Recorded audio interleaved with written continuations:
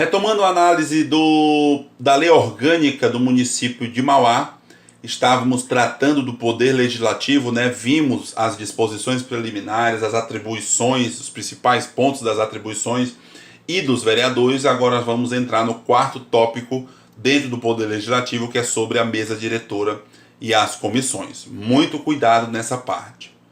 Segundo a lei orgânica, são órgãos da Câmara, a mesa diretora e as comissões. A mesa diretora, pelo artigo 9º do Regimento Interno, é formada pelo presidente, pelo vice-presidente, pelo primeiro secretário, segundo secretário e terceiro secretário. São 5 membros na mesa diretora, tá?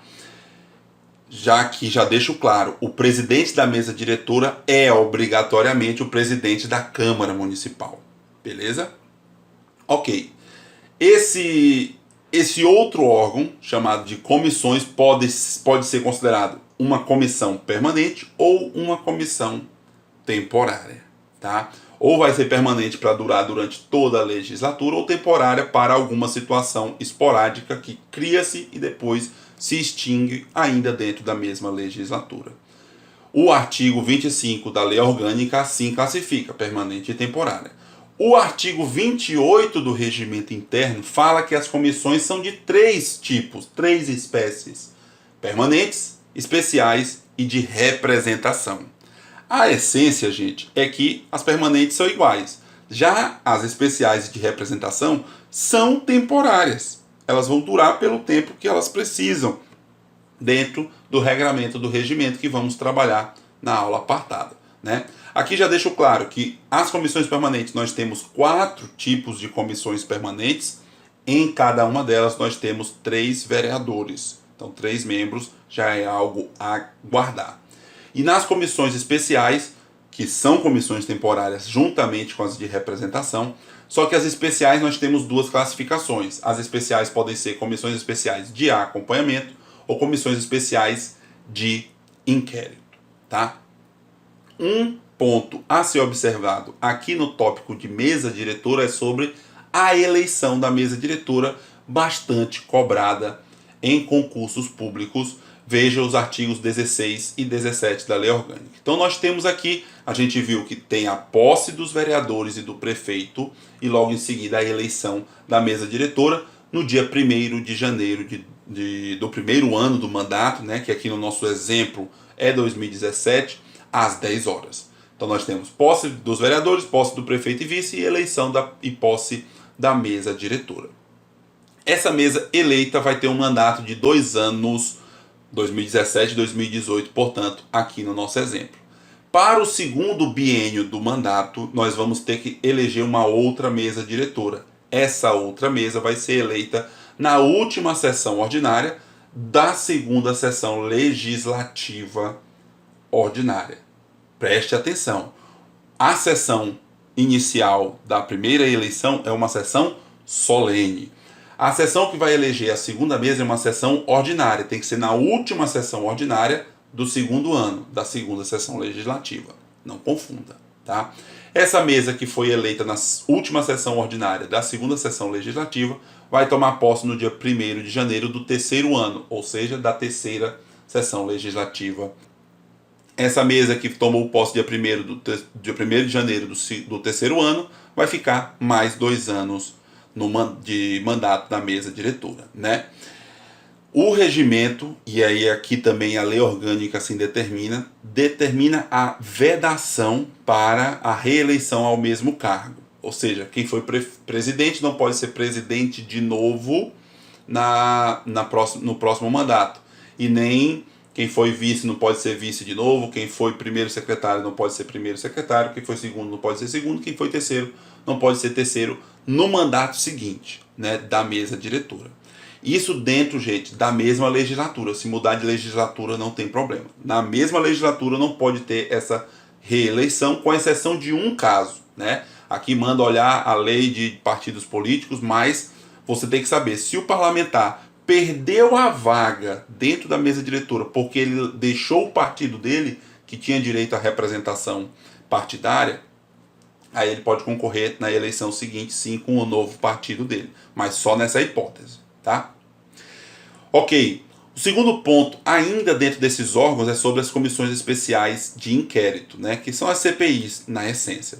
Nós temos 3 requisitos para a criação de uma CPI. Requerimento de 1/3 dos vereadores, tem que ter um fato determinado para trabalhar por um prazo certo, né? O regimento e a lei orgânica ainda criam uma condicionante para que o plenário aprove essa criação. O STF já decidiu que isso é inconstitucional, visando a garantia do direito das minorias, né? Vamos deixar abrir a CPI. Se 1/3 disser que quer abrir e 2/3 disserem que não quer, a CPI vai ser aberta. O que vai ser decidido daí para frente, aí a maioria decide, mas para abrir a CPI basta 1/3, mas fica na sua mente. A lei orgânica ainda manda passar pelo crivo do plenário só para criar. Pelo menos para criar ainda tem esse crivo, tá? Características básicas de uma comissão de inquérito. É uma comissão temporária, que a gente viu aqui que é temporária, mas é chamada de comissão especial pelo regimento, né? Tem poderes de investigação próprios das autoridades judiciais, ressalvado aquilo que a Constituição determinar que só juiz pode determinar. Uma questão que é batida em legislativo. O legislativo, gente, tem função típica tanto de criar leis quanto de fiscalizar. E aqui é uma função típica do legislativo, não é uma função atípica. O legislativo não está julgando ninguém, está fiscalizando, né? O que encontrar na fiscalização encaminha ao Ministério Público para tomar as providências cíveis e penais cabíveis. Então é muito importante essa parte das CPIs. Por fim, nós temos o processo legislativo, muita atenção. O artigo 27 apresenta quais são os atos normativos primários municipais, ou seja, quais são os atos que decorrem única e exclusivamente da lei orgânica, são originários da lei orgânica, né? Pelo artigo 27 nós temos emendas à lei orgânica, como que se altera a lei orgânica, leis complementares e leis ordinárias, decretos legislativos e resoluções, que vimos que esses decretos e resoluções são de atribuições privativas da Câmara Municipal, tá? Anderson, se a prova dispuser que a Câmara Municipal de Mauá ela é proibida de fazer medidas provisórias, tá certo que hoje não está permitido, né? Mas se a Câmara quiser alterar a lei orgânica para criar possibilidade de ter medidas provisórias, é permitido? Sim, segundo o STF, se houver disposição expressa tanto na Constituição do Estado para os estados, né, claro, mas também nas leis orgânicas para os municípios, cada município vai ter essa independência, o município poderá ter medida provisória se assim tiver disposto na lei orgânica. Como a nossa lei orgânica não tem, então nós não temos medidas provisórias no município de Mauá, tá? Vamos trabalhar da seguinte forma. A lei, seja complementar, seja ordinária, ela tem um procedimento legislativo ordinário comum. Elas só tem 2 diferenças que vamos tratar essas diferenças lá no final, tá? As demais normas, as emendas à lei orgânica, os decretos legislativos e as resoluções, têm algum procedimento especial que difere das leis. E aí a gente vai trazer essa diferença logo mais. Então, entrando no processo ordinário, né, das leis ordinárias e das leis complementares, nós temos essas 3 fases no processo legislativo. A iniciativa, quem pode começar o processo legislativo de uma lei, seja ordinária, seja complementar. Depois, como que vai tramitar essa lei, fase constitutiva, e depois fase complementar, como que se encerra e como começa a surtir efeito para a população. Na fase de iniciativa, nós temos essas 3 classificações, geral, privativa e popular. Geral é no sentido de qualquer vereador, um só já basta, pode apresentar um projeto de lei, ou uma das comissões da Câmara pode apresentar.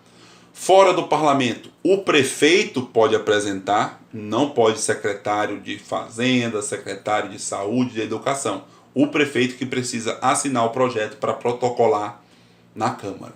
E também os cidadãos podem apresentar projetos de lei, vamos ver logo mais. Temos as competências privativas para iniciar projetos de leis. Quando se tratar de servidores, dos órgãos do Executivo, das leis orçamentárias e do plano diretor, a lei orgânica atribuiu isso ao prefeito. Somente o prefeito pode iniciar projetos de lei que tratem sobre estas matérias, na essência, né? Tem mais outros assuntos? Tem, mas se você pegar esses assuntos, facilita demais. E ainda a iniciativa popular, que é justamente o cidadão. O cidadão ele pode apresentar projetos de lei na Câmara, desde que seja subscrito por, no mínimo, 5% do eleitorado, e isso é uma ordem da Constituição e não uma criação inovadora da lei orgânica. Então a Constituição determinou que é possível iniciativa popular de lei municipal se houver um apoiamento de 5% dos eleitores daquele município. Iniciando por quem pode iniciar, manda-se para a fase constitutiva, que é a deliberação parlamentar, onde vai haver efetivamente a discussão e a votação da matéria. Esse ponto de discussão e votação a gente trabalha melhor no regimento interno, né? Aqui eu só quero destacar uns pontos importantes, né? Iniciou por quem pode iniciar, a gente chega na fase constitutiva, num primeiro ponto que a gente chama de deliberação parlamentar, que aí é na Câmara. Ainda tem outra deliberação que é com o prefeito, dentro da fase constitutiva ainda, mas vamos ver isso logo mais. A Câmara recebe o projeto de lei e vai analisá-lo. Se a Câmara vai analisar e ver assim, vamos aprovar ou não o projeto. Se não aprovar, o projeto vai ser arquivado. E aí essa matéria desse projeto, via de regra, não pode ser apresentada no mesmo ano, somente no ano seguinte, a não ser que haja um apoiamento da maioria absoluta, aí no mesmo ano pode ser reapresentada sim essa matéria, tá? Mas também a Câmara pode aprovar, seja com emendas ou não, e aí vamos trabalhar essas emendas no regimento também, né? Se aprovar, seja com emendas ou sem emendas, manda-se para a fase de deliberação executiva, que é justamente a sanção ou veto do prefeito. Essa parte de tramitação na Câmara, a lei orgânica no artigo 40 determina uma possibilidade do prefeito pedir urgência nas matérias que ele iniciou, seja aquelas que são de iniciativa dele ou não, né, privativa dele ou não. Se iniciou pelo prefeito, ele pode pedir urgência. Pedindo urgência, aí o prazo que a Câmara tem para analisar é de 45 dias. Detalhe, esse prazo não corre no recesso parlamentar e se for projeto de lei complementar, de plano diretor ou de lei de zoneamentos, não cabe esse pedido de urgência por ordem proibitiva da lei orgânica, tá? Então, encerrou essa deliberação parlamentar no parlamento, manda-se para o executivo. O executivo tem a possibilidade de sancionar ou de vetar o projeto. Então, veio da deliberação parlamentar, a Câmara tem, uma vez aprovando, tem 10 dias úteis para encaminhar para o prefeito analisar o projeto de lei. Por sua vez, o prefeito tem 15 dias úteis para analisar e decidir se sanciona ou se veta. Se sancionar, ele está concordando com o projeto, e essa concordância pode ser expressa, ele assina dizendo que está concordando, ou tácita, acabou os 15 dias úteis, ele não falou nada, entende-se que foi aprovado tacitamente, né? O silêncio do prefeito importa sanção. E aí manda-se para a próxima fase complementar, para promulgação e publicação da norma aprovada. Mas se o prefeito vetar, ele tem que fazer necessariamente esse veto expresso, não pode ser um veto tácito, porque a gente viu que se ficar calado é sanção, né? Aprovação. Esse veto pode ser político ou jurídico. Político no sentido de ser contrário ao interesse público o projeto, ou inconstitucional, jurídico, né? Se for jurídico é considerado inconstitucional o projeto. O veto também pode ser integral do projeto inteiro, ele não quer o projeto inteiro, ou parcial, ele só não quer um artigo, ou só um inciso, ou só uma linha, ou só um item ou um parágrafo daquele projeto. Seja como for, dentro dos 15 dias ele decidiu vetar, ele tem ainda 48 horas para justificar, apresentar os motivos do veto para a Câmara Municipal. A Câmara tem 30 dias para analisar o veto e, se mantiver o veto, ou seja, o projeto foi derrubado, então arquiva o projeto, e aqui a mesma regra, né? Não pode reapresentar na mesma sessão legislativa, a não ser que haja o apoiamento da maioria absoluta. Se não houver, somente na próxima sessão legislativa. Mas a Câmara pode, olha que interessante, pode derrubar o veto do prefeito. Mesmo que a Câmara tenha aprovado, o prefeito tenha rejeitado o projeto, a Câmara pode inclusive rejeitar o veto, mandando prosseguir com o projeto, né? E essa derrubada do veto para continuar aprovando o projeto precisa ser por maioria absoluta dos vereadores. Então, seja como for, saindo da sanção ou pela derrubada do veto pela Câmara, vai para a fase complementar, que é promulgação e publicação da norma. Promulgação, gente, é atestar a eficácia da norma, ou seja, compilar tudo e dizer, é isso que a gente trabalhou em todo esse processo legislativo, precisamos cumprir isto. Promulgou então. Promulgou, quem que pode promulgar? A obrigação de promulgação é feita pelo prefeito, o prefeito tem 48 horas para promulgar. Se ele não promulgar dentro de 48 horas, aí passa a bola para o presidente da Câmara, tá? Promulgando, manda-se para publicação para surtir efeito para a população. Finalizado esse processo, a gente tem que só conhecer as diferenças entre leis complementares e leis ordinárias. Só são duas diferenças, como já mencionei lá no início. A primeira diferença é quanto ao quórum de aprovação. As leis complementares precisam da aprovação da maioria absoluta dos vereadores, já as leis ordinárias apenas da maioria simples, ou também chamada de maioria relativa. E a outra diferença é quanto à matéria que as normas tratam, né? As leis complementares têm as suas matérias expressamente previstas na lei orgânica. O que a lei orgânica não dispuser, que é por lei complementar, a gente faz por meio de lei ordinária. Então, o assunto remanescente cabe às leis ordinárias. Por esse motivo, a banca não pode afirmar que há hierarquia entre as leis complementares ou ordinária. A lei complementar ela não é superior à lei ordinária. O que ela tem é uma competência determinada pela própria norma. Lei orgânica, no caso da Constituição Estadual também, ou Constituição Federal também, tá? Explicando melhor essas duas diferenças. Primeiramente, quanto ao quórum. 2 pontos a gente tem que destacar. Uma coisa é quantos vereadores precisam estar presentes na hora para poder votar, né? E outra coisa é a quantidade de votos que eu preciso para aprovar. Quantos vereadores precisam estar presentes para começar uma votação? Sempre a maioria absoluta. 12, no nosso caso aqui de Mauá, né? Seja uma lei complementar, seja uma lei ordinária, o número mínimo de vereadores presentes precisa ser a metade do número de membros da casa. A casa tem 23 membros, a metade é 11,5, o primeiro número inteiro acima é 12. Então, seja para uma lei complementar, seja para uma lei ordinária, o número mínimo de presentes para começar essa votação precisa ser 12. Tem esses 12, a gente passa agora para outra análise, que é a quantidade de votos que eu preciso para aprovar, né? O quórum de aprovação na Câmara de um projeto de lei complementar necessariamente sempre vai ser 12, invariavelmente. Eu preciso de 12 votos a favor para que esse projeto seja votado. Anderson, se no dia tiver apenas 12 presentes, nesse dia eu preciso que os 12 digam sim para esse projeto ser aprovado.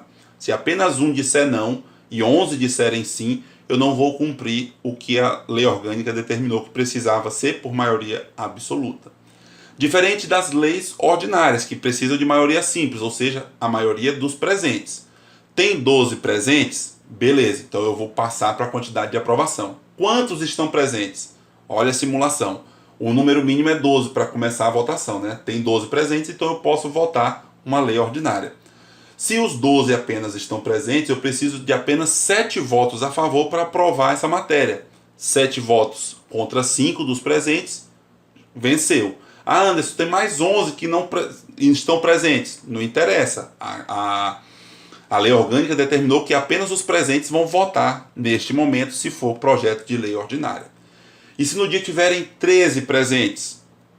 Ah, então vamos analisar. 13, a metade é 6,5, o primeiro número inteiro acima é 7. Então continua sendo 7 a 6.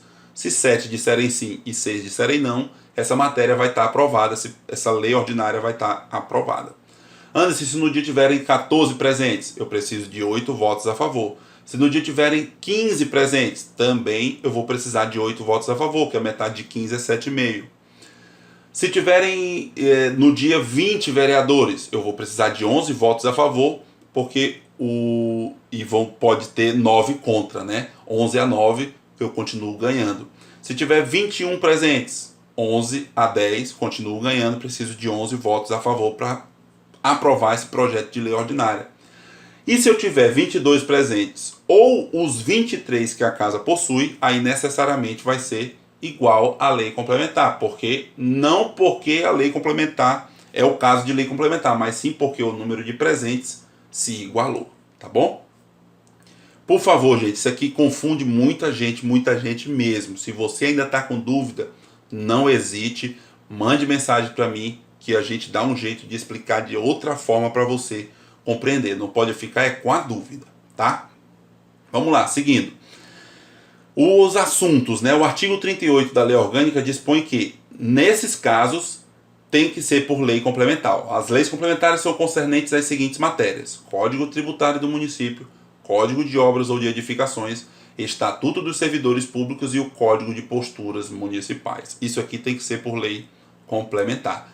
Ah, Anderson, a lei que estamos trabalhando do Estatuto do Servidor é uma lei complementar. Perfeito. Qualquer alteração nesse estatuto precisa também ser por lei complementar, tá? O artigo 61 apresenta um caso de lei. Só fala lei. Se fala só lei, é lei ordinária. Veja.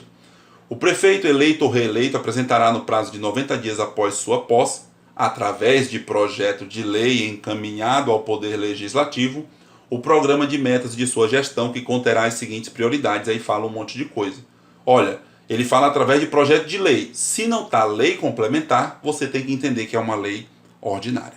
Tá bom? É dessa forma. Vamos para o procedimento legislativo agora especial. Primeiramente, das emendas à lei orgânica. Tem a ideia, o mesmo fluxo, né? Iniciativa, constitutiva e complementar. Na fase de iniciativa, o número mínimo de vereadores é maior, não pode ser só um, tem que ser pelo menos 1/3 para poder apresentar a proposta para alterar a lei orgânica. O prefeito sozinho pode apresentar e também os cidadãos com 5% do eleitorado também pode apresentar uma proposta para alterar a lei orgânica. Quem apresentou pode apresentar? Pode. Então beleza, manda para a fase constitutiva, que na Câmara, na deliberação parlamentar, a Câmara vai discutir e votar a matéria.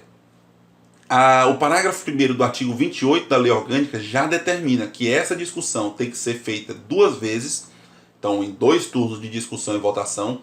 O intervalo entre um turno e outro tem que ser de no mínimo 10 dias, e para aprovar nos 2 turnos precisa do voto favorável de 2/3 dos vereadores, né? Uma quantidade um pouco maior do que a maioria absoluta. Se nos 2 turnos foi aprovado por 2/3, passa-se para a próxima fase. Aqui nós não temos sanção nem veto do prefeito. A próxima fase já é direta, a fase complementar para promulgação e publicação. E aqui a promulgação também não é feita pelo prefeito, e sim pela mesa diretora. A gente viu que a mesa diretora é composta pelo presidente, vice e 3 secretários. Então, eles 5 vão promulgar a emenda à lei orgânica, tá? Uma vez sendo promulgado, manda-se para a publicação para surtir efeitos. Por fim, os 2 últimos atos normativos são os decretos legislativos e as resoluções. Aqui a gente vai analisar em conjunto. O artigo 45 da Lei Orgânica fala dos decretos legislativos e o artigo 46 fala das resoluções. Os 2 regulam matéria de competência exclusiva da Câmara, não dependem de sanção do prefeito, devem ser aprovados em um só turno de discussão e votação, e a promulgação deve ser feita pelo presidente da Câmara. Então, o que difere os 2?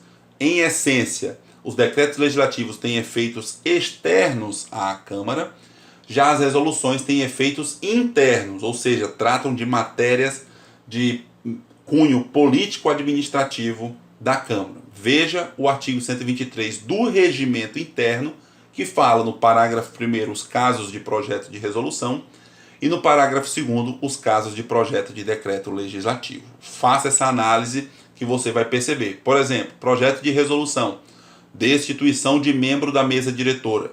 Ora, é algo interno, não tem por que ser por decreto legislativo, não vai surtir efeito externo. Primeiro ponto lá do parágrafo 2º agora, que fala de decreto legislativo. Aprovação ou rejeição das contas do prefeito e da mesa, né? Como é assunto de controle externo, que é competência da Câmara, aí é assunto externo, decreto legislativo. Cassação de mandato na forma prevista em lei, especialmente nesse decreto-lei 201, que fala da cassação do mandato do prefeito. Também é a mesma coisa. Demais atos que independem de sanção do prefeito. Se não é por resolução e independem de sanção do prefeito, faz por decreto legislativo, tá? É isso que dispõe o regimento. Tomara que você tenha assimilado isso. Por fim, eu quero trabalhar sobre a deliberação da Câmara desses pontos que a gente já trabalhou, né? A Câmara, presente a maioria absoluta, que a gente viu que precisa ter pelo menos 12 presentes para começar a deliberar sobre qualquer coisa, né? Via de regra, ela aprova por maioria simples, essa é a regra, mas tem situações em que a Câmara deve aprovar por maioria absoluta, ou seja, precisa de 12 votos a favor para aprovar o Código Tributário Municipal, o Código de Obras e Edificações, o Código de Posturas Municipais, o Estatuto dos Servidores Municipais, aqui por lei complementar, como a gente acabou de ver anteriormente, né? O regimento interno da Câmara, que é uma resolução, precisa ser aprovado por maioria absoluta. Quando se cria cargo, seja no Executivo, seja no Legislativo, seja em autarquia ou fundação pública, precisa da aprovação da maioria absoluta. Aumento de vencimentos, quando se trata de leis orçamentárias, Plano Plurianual, LDO, Lei de Diretrizes Orçamentárias, ou LOA, Lei Orçamentária Anual, tem que ser aprovado por maioria absoluta. E quando houver a convocação de secretário municipal, superintendentes e diretores de autarquias e empresas públicas, bem como servidores municipais para prestarem pessoalmente informações a respeito de assuntos de interesse público, essa convocação deve ser aprovada por maioria absoluta também. Outros pontos devem ser aprovados por 2/3, aí é o número um pouco maior, são 16 votos a favor para aprovação. Então, o plano diretor, o zoneamento urbano, a aquisição de bens imóveis com encargo ao município, alienação de bens imóveis, concessão de direito real de uso, concessão de serviço público, alteração de denominação, empréstimo, parceria público-privada, realização de sessão secreta, a gente até mencionou isso antes, rejeição de parecer prévio do Tribunal de Contas do Estado de São Paulo, concessão de honraria, alterar nome do município, destituição de membros da mesa diretora e alteração da lei orgânica, que a gente viu também isso, precisa da votação de 2/3 aprovando essas matérias, né? Para elas serem aprovadas, precisa de 2/3. Então é importante essa tabela, você precisa mentalizar isso para, na hora da prova, não errar, tá? Vamos fazer mais uma pausa. No vídeo seguinte a gente retoma com 30 questões que elaborei. Peguei algumas de concurso passado e outras elaborei para a gente compilar de vez esses assuntos que trabalhamos nesses 2 vídeos até agora. Até já!